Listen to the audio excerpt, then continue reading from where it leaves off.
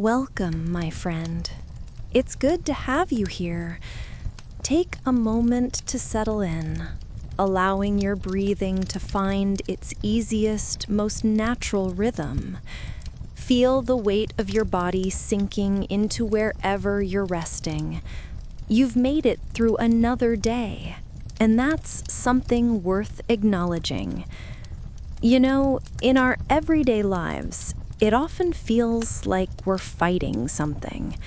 Maybe you're pushing hard against a change you didn't want, a job that ended, a relationship that shifted, a plan that fell apart, or perhaps you're resisting something painful that has already happened.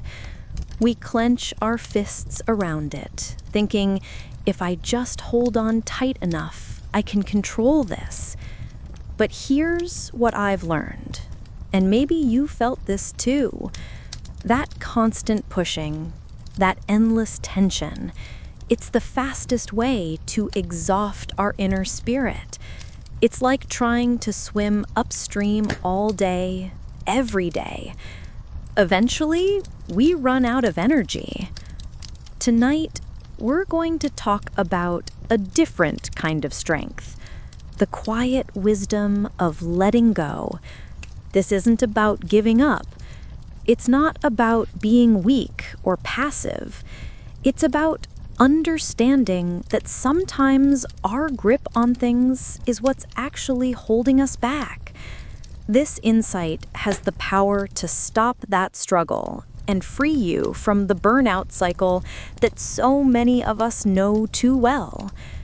So, just set down whatever worries you've been carrying, gently, like placing a heavy bag on the ground. Let your mind start to flow inward. We're going to begin with a story about a very determined man who believed control was everything. And if you've ever felt like you had to be perfect, or that one mistake would ruin everything, you might see yourself in this story. Picture a highly experienced rock climber named Alex.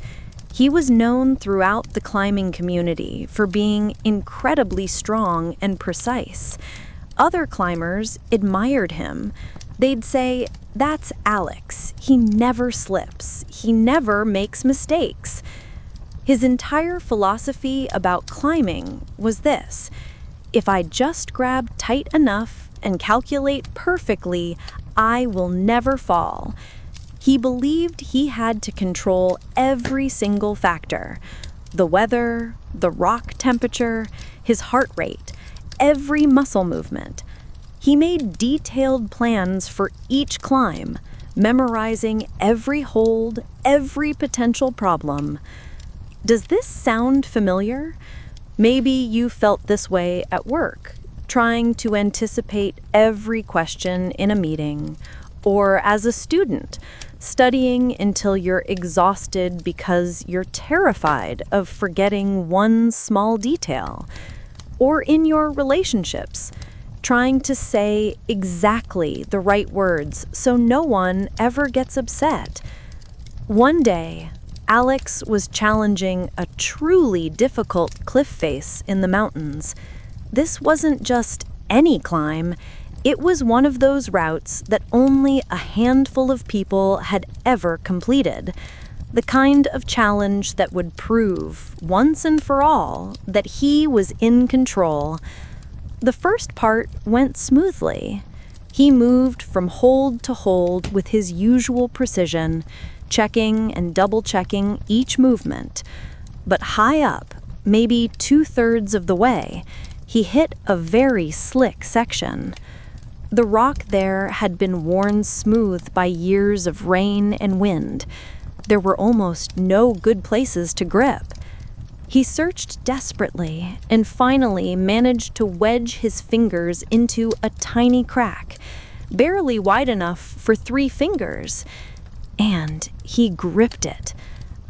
He gripped it with every ounce of muscle he had, his forearm bulging, just trying to haul his body up to the next level. His arm muscles were shaking uncontrollably. His knuckles turned white from the pressure, and he was completely frozen there, hanging on that rock face. The fear of falling made him squeeze even harder, his whole body rigid with tension. But here's the terrible irony. The tighter he held on, the more stuck he became. His muscles were so tense they couldn't move fluidly. He couldn't reach up for the next hold because he was using all his strength just to stay in place. He couldn't shift his weight. He couldn't even rest. He was trapped by his own determination to never, ever let go. Have you ever felt like this? Maybe not on a mountain, but in life.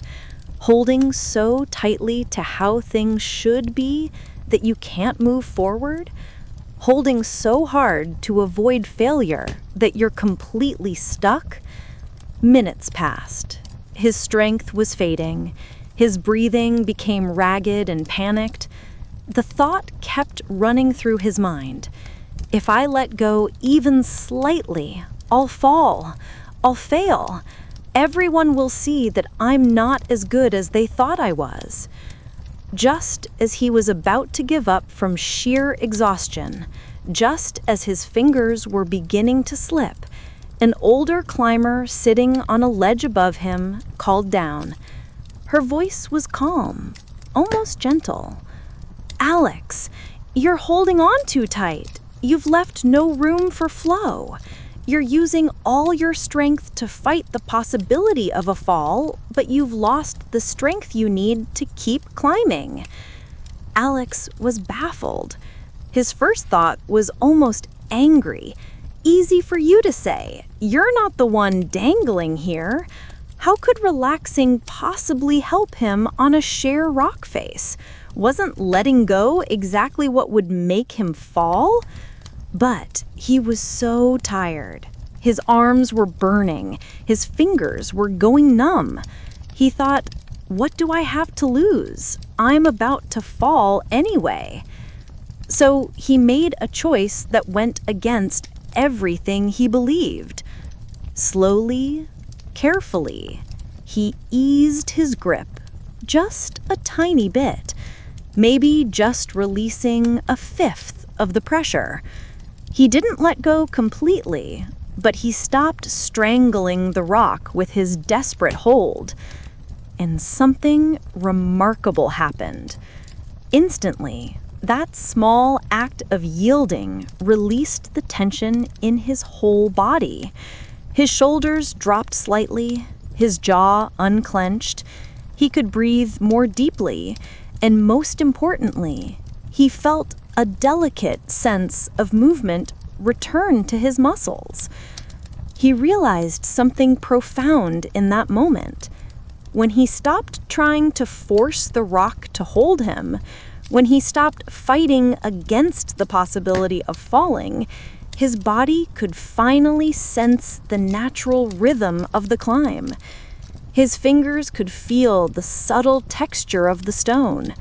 His feet could test and find balance points he hadn't even noticed before. That tiny release was the turning point. He stopped trying to control the rock and started to respond to its shape, to work with it instead of against it. He found his next foothold, not by forcing it, but by feeling it, and then another, and another. He finished the climb with a calm, easy elegance he had never experienced before. When he reached the top, he didn't feel the usual exhausted triumph. Instead, he felt something quieter, deeper, a sense of flow, of harmony.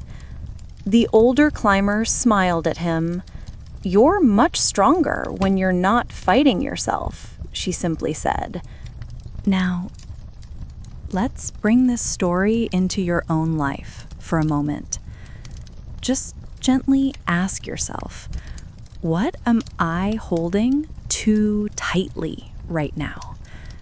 Maybe it's something you said last week that you keep replaying in your head. You know that moment where you lie in bed thinking, why did I say that? I wish I could go back and say it differently. You've probably run through that conversation 100 times by now. Or maybe it's the future that's got you in a tight grip. What's going to happen with your job, your studies, that relationship? Will things work out? We spend so much energy trying to see around corners that haven't even come yet. Perhaps there's someone in your life, maybe a partner, a parent, a friend, and you're exhausting yourself trying to be exactly what you think they need. You're editing yourself constantly, thinking, if I just say the right thing, do the right thing, then everything will be okay. But you're losing yourself in the process. Or maybe it's simpler than that. Maybe you're just tired of trying to be perfect. That voice in your head that says you should be further along by now, doing better, being more. It's a heavy weight to carry, isn't it? Sometimes it's what other people think. That fear that sits in your chest. Are they judging me? Do they think I'm not good enough, smart enough, successful enough? We can spend our whole lives trying to control an image that we can never fully control anyway. And sometimes it's just a memory, something that happened months ago, maybe years ago, that still stings when you think about it. Something you wished had gone differently, even though you know, logically, that wishing won't change it. Just notice it. Don't judge yourself for holding on. We all do it. It's human. It's how we try to protect ourselves from pain. But ask yourself this gentle question. What would happen if I loosened my grip just a little? Not letting go completely, just easing the tension, the way Alex did on that mountain. Maybe loosening your grip means accepting that you can't control how someone else feels about you. You can be kind, you can be thoughtful, but you can't force someone to see you a certain way. Maybe it means accepting that you did the best you could with what you knew at the time. That mistake you keep thinking about, it's done. It's in the past. Holding it tightly won't change it. Maybe it means admitting that you don't have to be perfect to be worthy of love, of rest, of peace. That it's okay to be learning, to be growing, to be imperfect. When we release that death grip on control, something beautiful happens. Just like Alex on the rock face, we create space for movement, for creativity, for natural solutions we couldn't see before.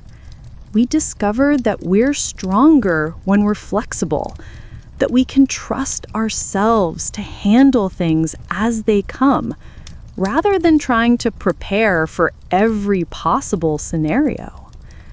We find that peace isn't something we have to achieve or earn through perfect control. It's something that emerges naturally when we stop fighting so hard. Allow this wisdom from the climber's journey to gently settle within you. Don't rush the process. There's no hurry here. Just let this insight, this understanding, this inner peace start to quietly take root in the core of your being. Feel it the way you might feel warmth from the sun on your skin. Not something you create through effort, but something you simply receive and allow. Please remember this simple truth. You are the master builder of your own personal experience. The peace you feel right now in this moment is simply a reflection of the care and attention you poured into these last few minutes. You chose to be here. You chose to listen. You chose to be kind to yourself, even just for this short time. That's not a small thing. That's actually quite powerful. Now, simply feel your body, totally supported and completely at rest. Whether you're in bed, on a couch, or sitting in a quiet corner somewhere, just notice how your body is being held up. You don't have to do anything. All the difficult effort is over. The lesson has been absorbed, not through force, but through gentle attention. You are secure. You are calm. You are home. And home isn't just a place. It's this feeling right here. This sense of being okay exactly as you are, exactly where you are.